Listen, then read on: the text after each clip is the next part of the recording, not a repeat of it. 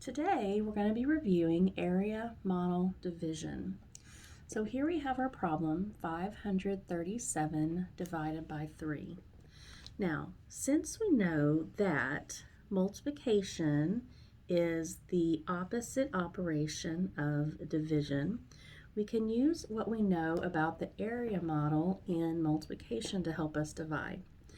So we know that in this rectangle is a total of 537. That's the area model or the array for this problem. And we know that we have a factor of 3. We're trying to break 537 into 3 groups. Okay, and so I want to know how many groups I have. So what I'm going to do is I'm going to look at this 3 and I'm going to think about a couple things. I'm going to think about, can I multiply 3 by 100? Let me get that closer. Can I multiply 3 by 100 and get close to 537? Well, I can. 3 times 100 is 300. So what I'm going to do here is I'm going to put 100 over here, okay? Because I know that's part of my other factor. And then I'm going to draw the box there. And I'm going to say, all right, so 3 times 100 is 300. And I'm going to subtract that, okay? So 537 minus 300 is 237, all right? So 237 I'm going to put over here because that's what's remaining. And then we're going to think again. Can I do 3 times 100 again to get close to 237? No, that would be too much. So I'm going to think about 50 maybe. What if I do 50? So what is 3 times 50? Well, what I know about multiplication, I know that 3 times 50, because 3 times 5 is 15, and I'm going to add a 0 because I'm multiplying by a 10, that gives me 150. So I'm going to put 50 up here.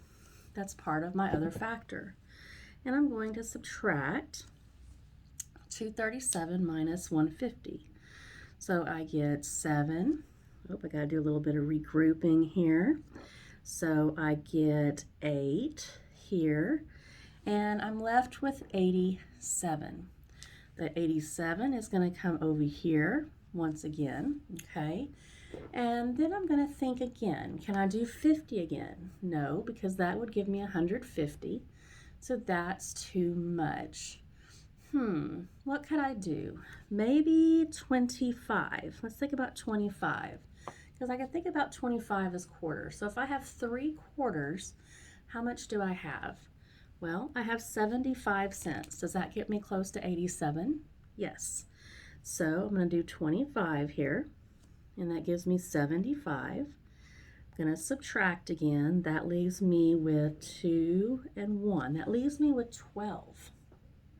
Okay, so I'm still not done yet. I still have 12, so I'm going to put 12 over here, and then I can think to myself, it's kind of down to a factor here, or a fact here. So 12, 3 times what gives me 12?